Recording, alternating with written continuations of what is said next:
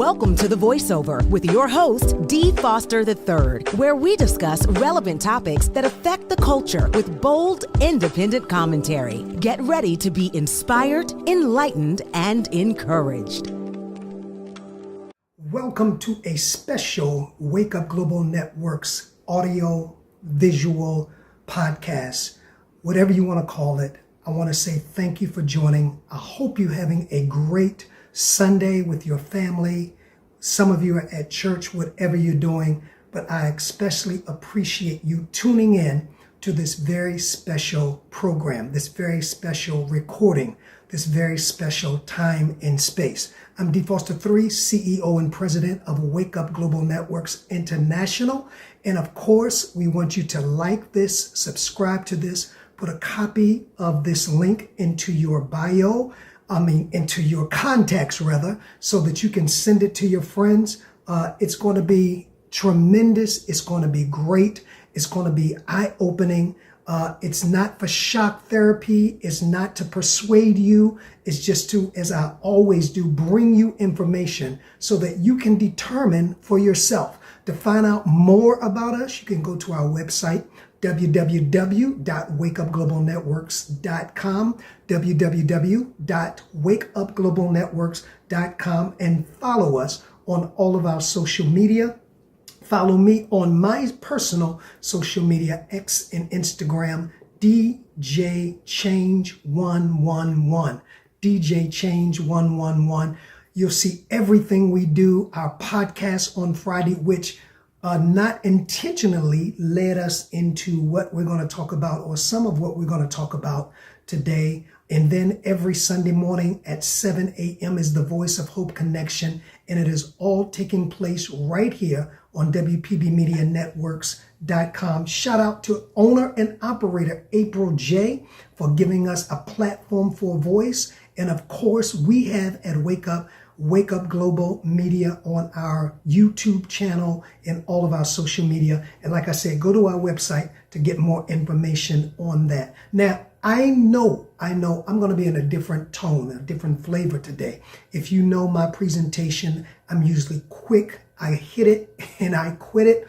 But today I'm going to try to slow it down, because I believe this is so important for you to understand and to share it with other people.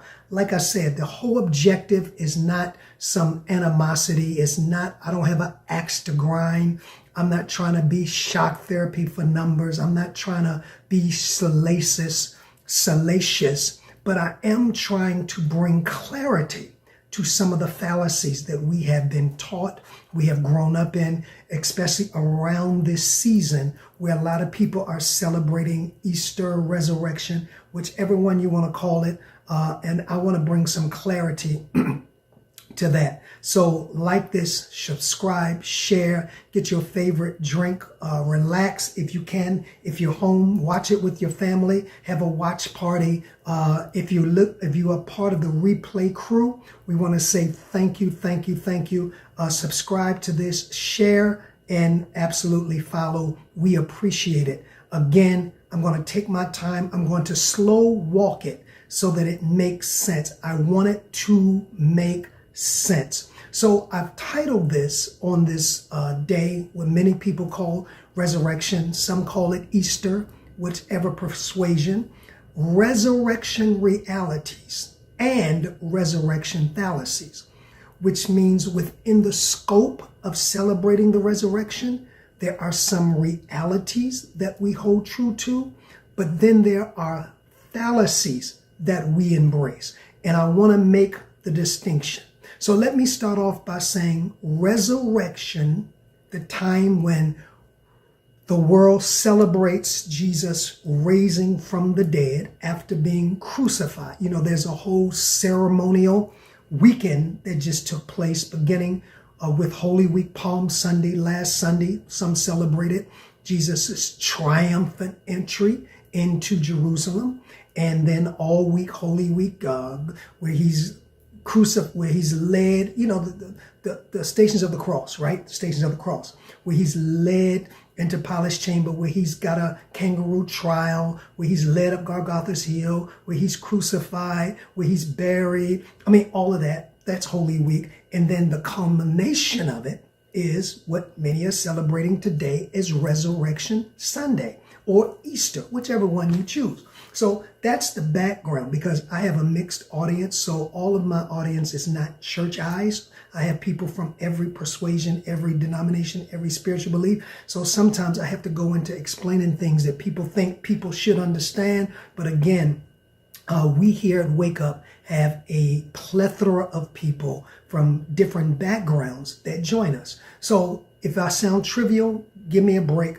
I'll be back at you, but spare me, because I want to make sure I bring everybody along. So here it is. So resurrection, yes. When we talk about Jesus raising from the dead, Jesus triumphant entry to Jerusalem, you know, that whole Easter week from Palm Sunday to Resurrection Sunday.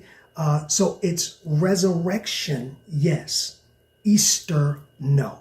That's a fallacy, because I know people use those interchangeably. They said it's Easter Sunday, and I'm talking about good Christians using Easter.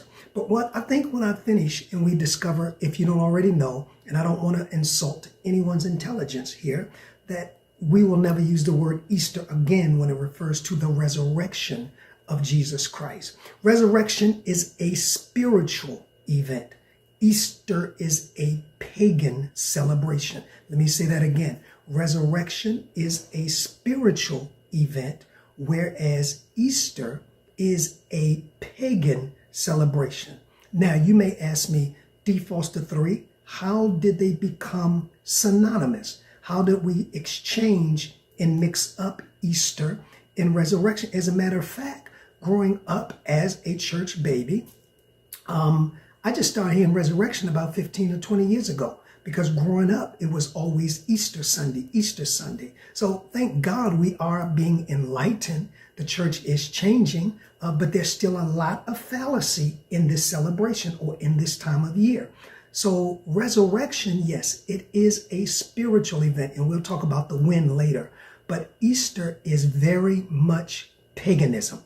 And you say, well, how did they, which is a good question, how did they become synonymous? One meaning the same thing, Easter meaning resurrection, and resurrection meaning Easter, which is the same thing. One is spiritual, and the other one is a reality of the worship of the God of fertility, right? So Easter is when Easter, and when it is celebrated, has to do with the spring equinox. You'll find out that a lot of the holidays that we celebrate, and you need to go back and look at my podcast from Friday called A Christian Nation, or Christians in a Nation, where I talk about how we have more paganism in this country than we do spiritual practices on a collective scale. But anyway, so when we talk about Easter and when it is celebrated has to do with the spring equinox, and the bunny has to do with fertility. Exactly. So when we were growing up, you had an Easter bunny, you have Easter egg hunts. Churches have Easter egg hunts. Somebody dressed up as an Easter bunny, which is fine. I'm not knocking that. I'm just giving the reality of it, that it has nothing absolutely to do with the ascension and the resurrection of Jesus Christ.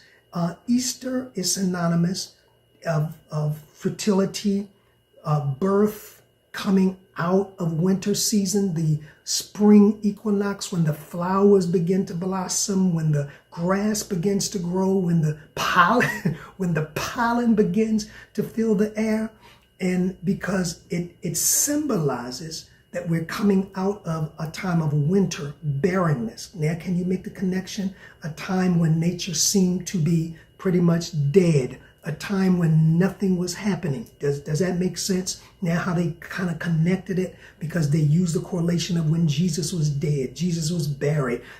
People call it Silent Saturday, in between Friday and Sunday.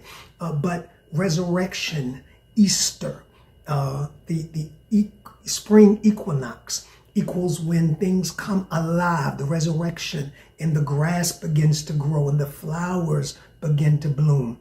But in short, why I think it happened is called bait and switch.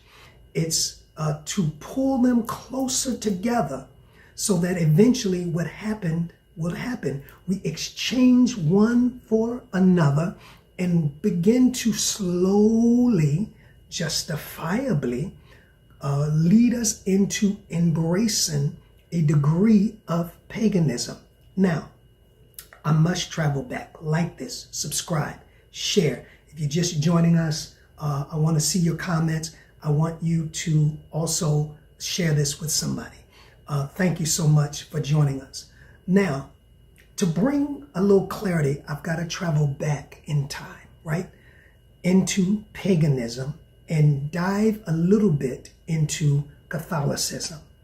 See, here's what I said even on my Friday podcast, that most of the holidays that we celebrate in this country and the characters that represent the holidays, like Santa Claus to many represents Christmas, the bunny represents Easter. Most of the holidays and the characters that represent those holidays, unknowingly to most, but knowingly to many, knowingly or unknowingly, mythical gods or goddesses, or celebrated around pagan god worship.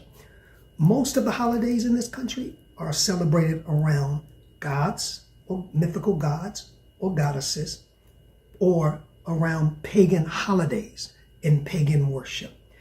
Example, St. Patrick's Day. And I'm not going to go into depth. You can study this for yourself. I'm leading up to a bigger point. St. Patrick's Day, Valentine's Day. We done made that a day of love. Saint Valentine, who was the god of relationships. Even Christmas, Saint Nicholas. See, all of these, if you notice, all of these holidays have some kind of mystical gods or goddesses involved in them because they are celebrated around paganism. And I mean, I'm not saying don't celebrate your holidays. I'm saying know what you're doing. See, that's always been my thing. It's not don't do it. At least if you're going to do it or do a thing, don't do a thing ignorantly. Do a thing with knowledge and with understanding. So as not to go deep, because I want to keep this plain, simple, and not too long. I believe this strategically has been done for two reasons.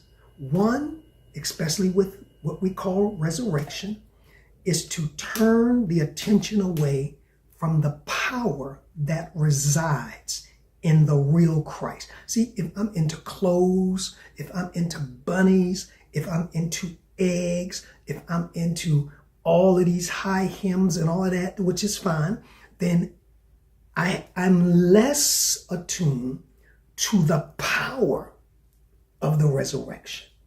And so I believe that's one of the reasons this was done, to bring us out of the power of the resurrection. And then number two, I believe this was strategically done to cause us to subtly embrace, as I said, paganism. Because when we put the bunny, and hey, listen, I know on tomorrow there will be a Easter egg hunt at the White House. I'm not saying if you got tickets, people go. I mean, it's fine. All I'm saying is know what you're doing. My job is to put the info out there to make you aware so that you can make the best decision possible. Not to tell you what to do or what not to do. That's not my job. I don't lead like that, right? So all I'm saying is, so when we're looking at the eggs, fertility, the bunny, fertility, worshiping the god of Istos, which I'll get to in a minute, it takes us away. People come into church once a year. I mean, it used to amaze me that, people that you never see before, and I pastored, so I was a part of it. You blow it up and people come, you spend money for people, you buy auditoriums, rent equipment, all the special events for people you're going to see one time a year, right? To celebrate how we dress. Now we're dressing down. All the theatrics, right? But it takes away from the real power that resides in the resurrection. And it causes us, especially Easter bunnies and Easter plays, to embrace a level of paganism. And I believe personally, that's a part of what it was designed to do. Now, this is what has happened to the day we call resurrection. There was a mass Easter takeover attempt. Yeah, I'm going to say it like that. Because come on, our grandparents and our parents, for the most part, never called it. We started calling it resurrection in our generation, right? In my generation and above and younger. But before, there was no resurrection. It was Easter Sunday, going to church Easter. Now, what was the paradigm of that? You dress up. I mean, we didn't dress down coming up. You got a new suit. I never forget. Easter, every Easter, I got a new suit. There were Easter lilies. There were flowers. The altar looked so beautiful, so beautiful. I mean, the choirs, all the combined choirs sang that Sunday. I mean, it was Gothic, right? Then the Saturday before, like yesterday, we would be at church with Easter egg hunts and Easter plays and Easter luncheons. Everything was Easter, this Easter, that Easter, not focusing on the power of the resurrection. That's all I'm saying. And those things were fun. We participated. We encourage people to participate. But when you know better, you do better. So there was a Easter, I believe it was by design, takeover. Because one, I want you to get this, has absolutely nothing, NOTHING, to do with the other, OTHER. Nothing. One is spiritual, the other one is pagan. The West and the East never meet again. That's how different they are, right? Okay, you follow me so far? Pagan is Easter, also known as Austria, OSTARA, and it is celebrated on the spring equinox, which we know begins March 21st. And what it does is it marks the beginning of spring, and it is associated, you ready, with the god Istra, which is Easter, EOSTRE, the goddess Estra, which represented fertility, which represented new life. So when we say it's Easter, we're talking about a goddess. I told you, like, share, subscribe, Resurrection Realities and Resurrection Fallacies. Now, who is this goddess? Let's go deep. Don't go nowhere now. Brunch. You got a few minutes before brunch, or you just coming home for brunch, or before dinner, Easter dinner, or you going back to Easter service. You got a few minutes. I just want to share this with you. Who is this goddess? Easter, and I'm gonna spell it for you. You do your homework. You be like the Bereans. Check me out. Check me out. Check me out. Though we don't check out stuff much, but I notice if we like what we hear and we don't check it out. If we disagree with what we hear and we go check it out. Interesting. Now, Istros was also known as OSTARA or Estra. EASTR, a lot of names for one goddess, is the goddess associated with spring and the dawn. That's why her name is etymologically linked to the word for east. Now, come on, I'm putting it together, symbolizing the direction from which the sun, and I talked about that on Friday. We go to church, most people go to church on Sunday, but her name etymologically is linked to the word for east. Notice the word Easter, EAST, symbolizing the direction from which the sun rises, heralding the arrival of light. Sound like the resurrection? See how they made the correlation? The arising of light and the end of dark, or the end of death, or the end of the cold winter, silent Saturday. She is believed to be the namesake of the Christian holiday for Easter. That's why I told you, when you say Easter, what you're saying is it's a day to worship a pagan goddess, or the pagan goddess of light, the pagan goddess of who worships the sun rising in the east, coming out of the cold, the grave, the dark, the grave, into the light, the resurrection. See how they made it? See how they crossed it? See how they connected it? But see how we fell for it? We ain't falling no more. Like, subscribe, share, follow. Now, for this reason is one of the reasons that the timing of Jesus' resurrection, or Easter, and I don't know if you ever wondered this, is always celebrated a different time. This year's late. Sometime it can be early as the first week or the second week in March. It can be as late as it is now, the third week in April. It can have a 6-week, now come on, most of the time on Christmas, we know the last week of Christmas, the last week of December, or depending on the third week, late in the third week or the fourth week, it's going to be Christmas. So you got, a 10-day span. We know Thanksgiving every year is going to be the third, usually the third or the fourth, but a week span difference. But with Easter, it can be 6 weeks difference, because Easter, or the resurrection, is celebrated at different times because it's based around the cycle of the sun. It's not based on history. It's not based on when Jesus really rose. It's based on, today is based on the sun. I know, like this, share this. It's based on the sun. The equinox, when there is an equal balance between darkness and daylight. And so that's when we celebrate. So next year, I don't know when it is, it may be mid-March. Here it is, almost May. It's the 20th. So we have another 10 days of this month? Some years is second week of around my birthday. It depends, because it's based around the sun, because Easter is the goddess of fertility who worshiped the sun because it rises in the east, and she celebrated the light that the sun brought. Now, to further, can you handle some more? Can you like this, share this? Can you really handle some more? Okay. And this is the way that I make my podcast.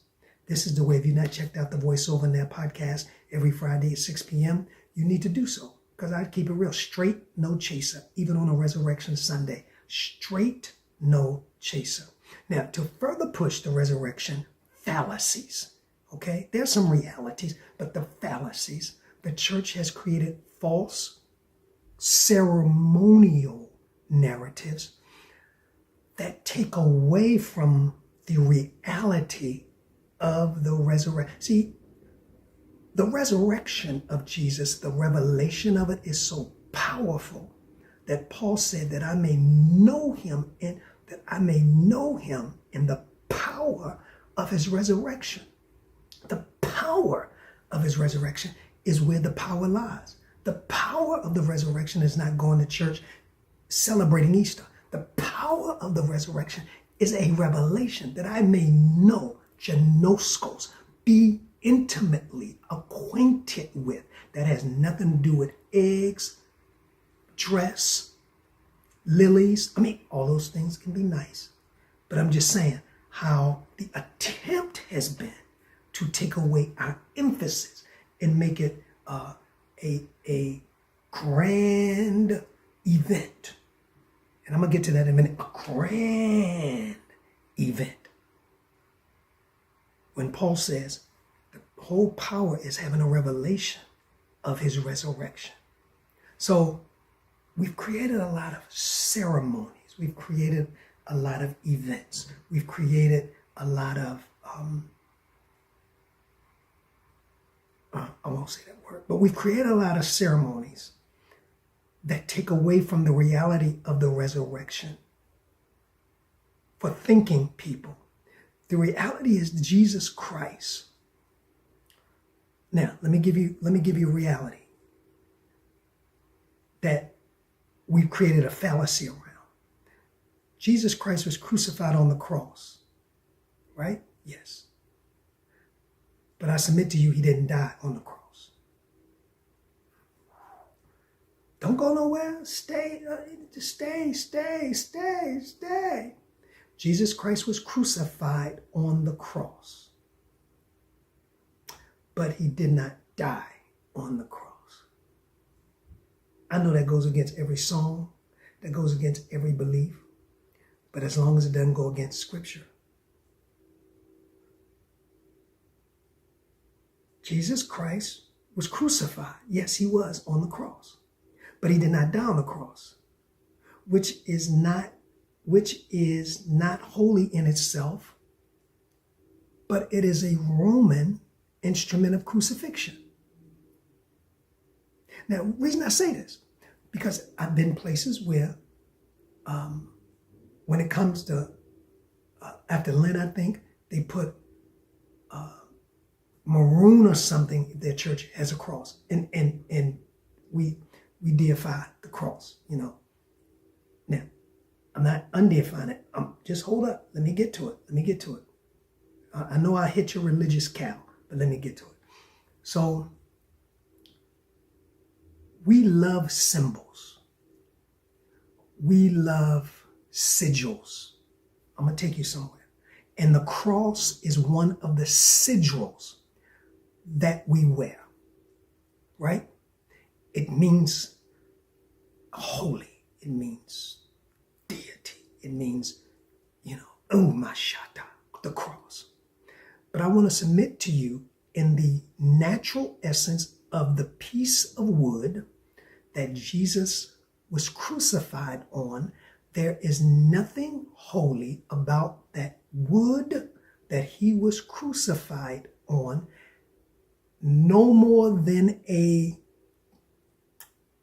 death chamber is holy, or no more than an electric chair is holy. Now you say, come here, don't go nowhere. See, the cross was the Roman method of crucifixion. I could see if Jesus were the only one who was crucified on the cross. But everyone who was considered a criminal in Roman history were crucified on a cross. The cross was a Roman instrument of crucifixion. And the natural cross that hangs around Jesus' neck, that hangs around people's neck rather, is no more holier than if you had the picture of a gas chamber or the picture of an electric chair. And let me ask you this. Would you wear an electric chair? You said no. Of course. Why? Because you know that's an instrument of crucifixion. You know that's the instrument that the United States uses to crucify or to kill those who they deem have committed crimes. But we haven't been taught that. We thought that Jesus was the only one on the cross, so we deified the cross. No, absolutely not. I'm not referring to the significance of the cross, which is what? The significance of the cross is not the wood. The significance of the cross is not the instrument that Jesus was crucified on, or that hangs in your church, that you put a scarlet piece of cloth up beginning Lent, and then after resurrection you put a white piece of cloth up on foolery. No, ceremonialism. The significance of the cross is self-surrender, self-discipline, and self-denial. Now, if we put work into self-surrender, self-discipline, and self-denial as much as we put in the ceremonialism, then we would really experience the power of his resurrection. All right, stay with me. Hang with me. We had an audio glitch, but we back. That's what happens in real time. But I'm going to finish. I'm more determined to finish it. So I'm not referring to the significance of the cross. The significance. I embrace the significance. But what I don't embrace is the fallacies, the ceremonialism. The reality is there is power in the significance of self-surrender, self-discipline, and self-denial. Those are the ways he said, I understand the power. I tap into the power of his resurrection. But ceremonialism, changing the cloths on the cross, wearing white on this day, doing this sunrise. Because I'm about to tell you, sunrise ain't sunrise when you look at the Jewish calendar. But anyway, let me hold up. Like, share, subscribe, follow. So I'm talking about there's no power.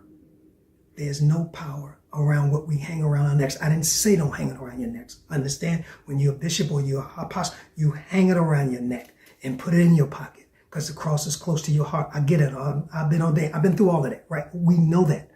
But what I'm saying is the reality of it is it has no power connected to the resurrection. None whatsoever. Question. Would you wear an electric chair around your neck? No. Amen. Case closed. Hundreds of people were put to death on the cross. So the wooden instrument in and of itself cannot be sacred. Now that's a fallacy. I know I'm going to get pushed back on that. My email, thevoiceovertheglobe@gmail.com. Thevoiceovertheglobe@gmail.com. Back to my point. Yes, Jesus was crucified. I didn't forget that. On a cross. But he died, which means he surrendered. Remember, he said, don't nobody take my life. If he died on the cross, that means the Romans took his life. He says, but I lay my life down. When did he lay his life down? When did he die? When did he what? Surrender in the garden. That's why I'm not playing with words or semantics. He was crucified on the cross, but he died in Gethsemane. Now, I'm not going to make this a whole Bible study because it's not a Bible study. This is a podcast. But for clarity, I am going to read a passage of scripture out of the book, the Holy Writ of Mark, chapter number 14, verses 32. They went to a place called Gethsemane, the press. And Jesus said to his disciples, sit here while I pray. He was agonizing. He took Peter, James, and John with him and began, watch this, to be deeply distressed and troubled. You would too if you knew you had to die and you was going to go through that much pain. Now watch what he says in 34. I'm going to tell you when he died. My soul is overwhelmed with sorrow to the point of death. My soul, in the garden, my soul is overwhelmed with sorrow to the point of death. Not on the cross. In the garden, my soul is overwhelmed with sorrow to the point of death.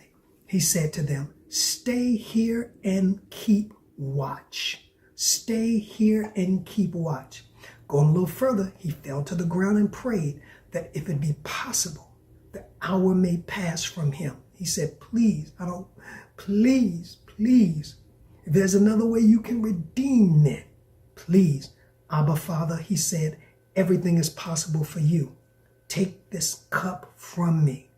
Yet, watch the death, not what I will, but what you will. Bam. Then he returned to his disciples, found them sleeping, and said, are you asleep? Couldn't you not watch for me 1 hour? Watch and pray so you will not fall into temptation. The spirit is willing, but the flesh is weak. Once more, he went away and prayed the same thing. When he came back, he was gone by that time. Watch what his response was.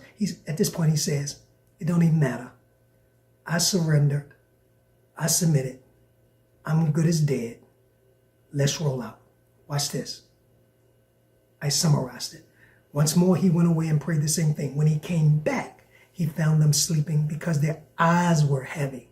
They did not know what to say to him. Returning the third time, he said, are you still sleeping and resting? Enough. The hour has come. Look, the Son of Man is delivered into the hands of sinners. Rise, let us go. Here comes my betrayer. He says, they won't take my life, they'll take my body. but I'll lay down my life and all they'll get is my body. At that point, Jesus was spiritually dead. And he died when you go back up, when he says, take this cup from me. He says, my soul is troubled and distressed and overwhelmed to the point of death. See, so he died, and we miss Gethsemane. We focus in on all the action. But Gethsemane was a sobering moment. Gethsemane was a sobering moment. The crucifixion was a blood sacrifice. The crucifixion was a blood. Why? Because before it was lambs, it was goats, it was God required blood. God required blood. Why? The life of the flesh is in blood. I need something living as a sacrifice. The crucifixion was a blood sacrifice for sins. So if we say Jesus died, no, if you say Jesus died on Friday, and the crucifixion is a eerie, gory, bloody sacrifice, how's it good? You say, well, it's good because he wrote. No. How is the event in and of itself? I'm not talking about the results. How is the event? I mean, that's like going to a human sacrifice and saying, well, they're going to get promoted in the music world, but I tell you what, it's Good Friday when they sacrifice. No. The ends don't justify the means like that. So how is it good? Where does it call? First of all, if it was a Friday, and I got to get to that. Good. The crucifixion was a blood sacrifice. Isaiah said we didn't even recognize him when he was hanging on the cross. He said, I didn't even know who that was. They had marred and beat and scarred him so bad. Who is that? And we call that good? Well, yeah, it was good because his sin saved. I'm not talking about the ends justifying the means. I'm talking about the event. But you call it good. The point is to get us caught up in rituals and forget the power of the blood. The blood on the cross was the main character on Good Friday. The blood on the cross. But yet we have services, and I'm guilty, I had them before, celebrating all the events that happened around the cross, like the events like the 7 last sayings or the 7 last words, or what Jesus was saying. And what's interesting, if you go by what Jesus said, 6 of those words were to his Father. So why are we in the conversation? And the one was where he says, woman, behold thy son. But Father, forgive them. I thirst. Into thy hands I commend my spirit. All of those were a conversation he was having with his Father. So why we got to peep in on that and make a whole ceremony around that, when understanding that the event when Jesus was on the cross was the fact that the blood was the character, not the conversations at the foot of the cross. It was the blood that was on the cross. It was the blood that was running down Golgotha's hill. It was the blood stains on his brow. That's the main character of what we call, what you call Good Friday. Not all the conversation, all the chatter. It's like somebody trying to memorialize a loved one. But when you get to the memorial, instead of talking about the work that the loved one has done and how they affected you, you're talking about all the conversations that took place at their dying bed. What? And then what Jesus was saying wasn't to us. It was his Father's conversation. But again, another attempt to ceremonialize, to take away the spiritual significance of one of the most powerful events that have ever occurred in the world. Like this, share this, subscribe, follow. The point is to get us caught up in rituals and forget the power of the resurrection. Another fallacy. I'm almost finished now. I know you can't take, but so, and I'm feeling, even through technology where you at, I'm putting a lot, look at the replay. Look at the replay. Go check it out. I've been studying this for years. A lot of this I've been knowing for years. I've just been released to release it. Another fallacy.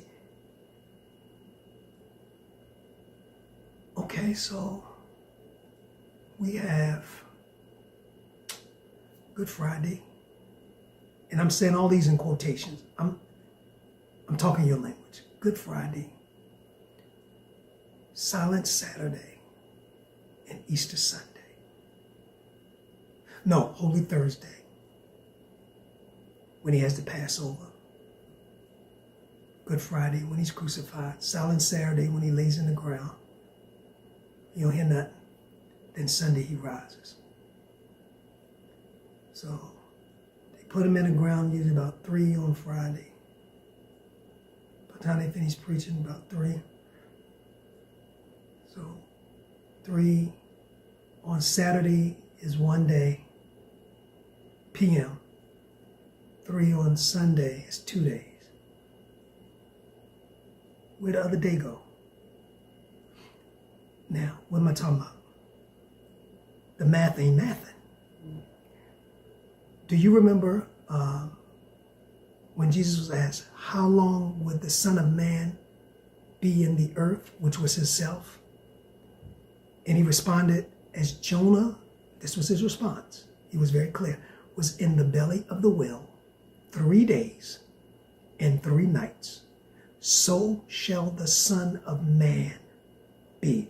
Now, 3 days and 3 nights. So I got a question. I got questions.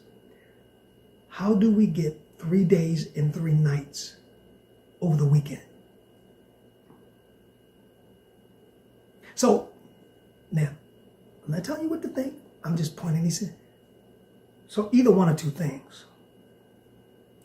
Either he was not crucified on a Friday, or God forbid, he did not rise on a Sunday. Oh Lord. Oh Lord. Or both. Because the math ain't mathing. He said it. History didn't say it. He said, as Jonah was in the belly of the whale 3 days and 3 nights, not 2 nights in a day, because that's what a weekend would be, 2 nights in a day. Friday, 3 p.m. or 12 noon, whatever you want to make it, till Saturday, that's 1 day, 12 noon. Then we got him rising early Sunday, that's a day and a half. We're still missing a day and a half, if that's true. So something ain't mathing. Share this, like this, subscribe.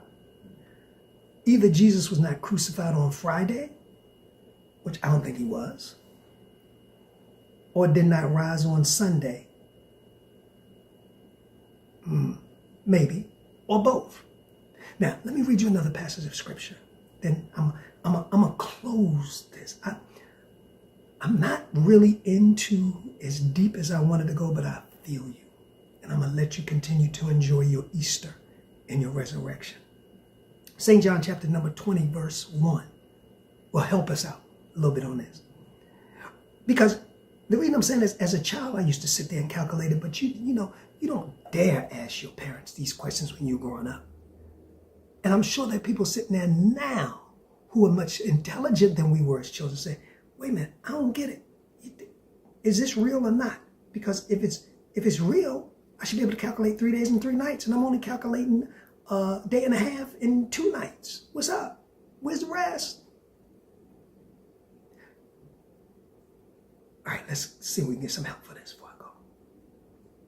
Early on the first day of the week, St. John chapter 20, verse 1.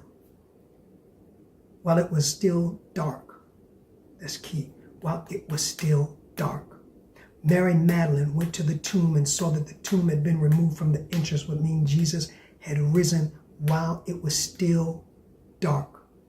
Now this is key. Traditionally, the Jewish day begins with darkness after the sunset.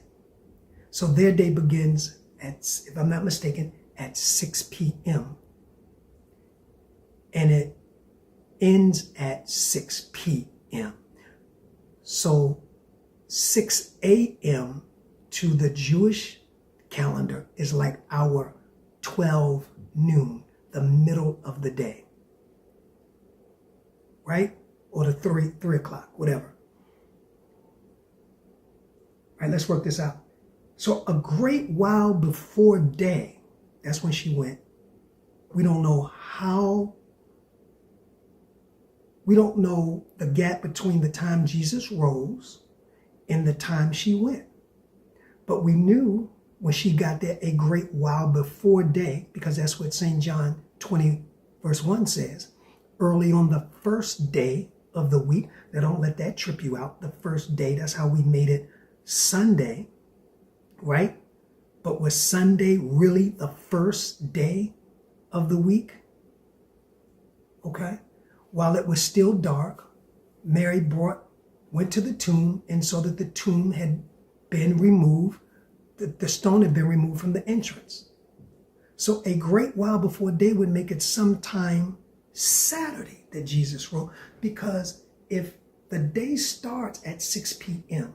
and she went a great while, and it is Sunday, the day hadn't started yet. It was a great while before day. I know you're thinking great while before the sun came up. That's not what it says. It says a great while before the day. So if Sunday, and we want to hold to that, is truly the first day of the week, and she went a great while before day, their day starts at 6 p.m. That means she went before 6 p.m. on Sunday, which means she was still in Saturday. And if she was still in Saturday, he couldn't have died Friday. Now, I've always subscribed, and I don't have time to go into this. Maybe I'll do a part 2 on my podcast, that it was a Wednesday. And I laid out I've taught that before. But of course, that would mess up the weekend. Now, if it was a Wednesday, I could get 3 days: Wednesday, Thursday, Friday, Saturday, almost Sunday. Because it didn't say it was day, a new day. It was a great while before the new day. That's why we do sunrise services, because we think this says it was a great while before sunlight day. No, it was a great while before a new day, which means she was still in Saturday, which means Jesus had risen by the time she got there. So sometimes Saturday, if we want to hold true to this, that Sunday's the first day of the week, Jesus rose Saturday sometime, which means he couldn't have died or been crucified on Friday.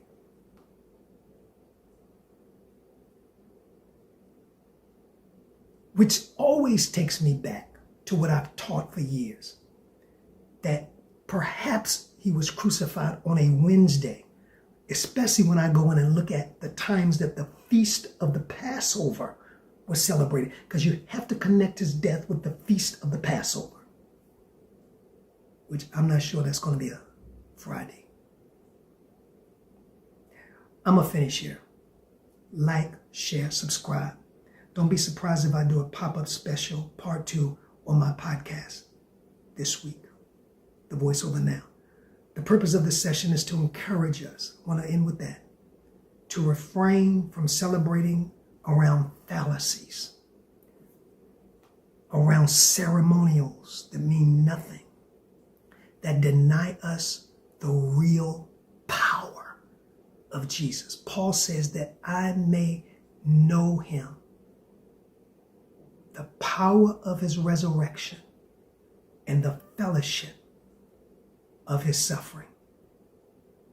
The reality is this: we don't get nothing else out of this. I think we can all agree. Jesus has risen. and lives in you. Now, what will you do with that reality? That Jesus is risen and he lives in you.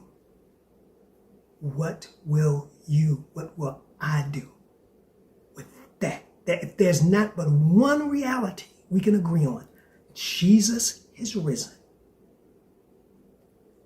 lives in us, Christ in us, the hope of glory. What will we do with that reality? Thank you so much for your time, your patience. We apologize for the glitch. Like, share, subscribe, and follow.